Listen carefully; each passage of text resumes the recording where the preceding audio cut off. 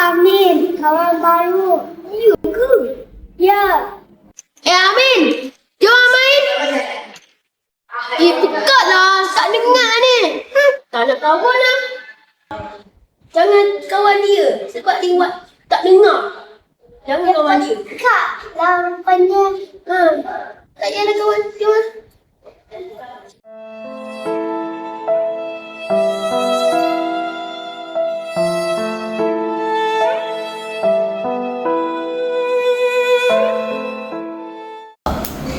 Adam, Akif, tunggu sekejap.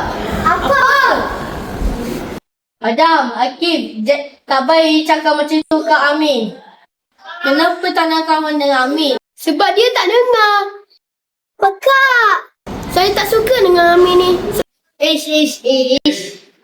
Kita tak boleh buat macam tu. Semua orang ada kekurangan. Akif, awak pun pekat juga.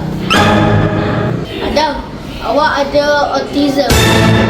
Kita semua istimewa. Kalau bukan kita yang kawan, siapa lagi? Kami Salah. Jom kita minta maaf. Jom.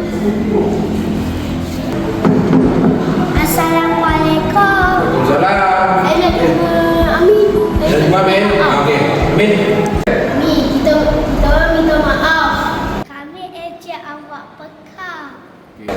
Amin, kita orang minta maaf. Kami minta maaf ya. Sama-sama. Dan kita tidak ejek orang lain. Kita semua ada kekurangan dan kelebihan.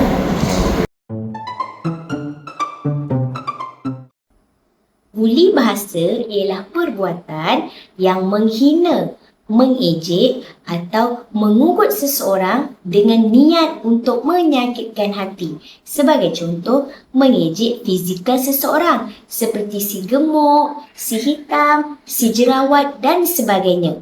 Jika kata-kata kita itu membuatkan seseorang berasa sedih, murung, maka itu dikira buli bahasa. Jadi, jaga kata-kata kita dengan sebaiknya. Ingat, buli bukan budaya kita. Sekian sahaja untuk episod kali ini. Jumpa lagi.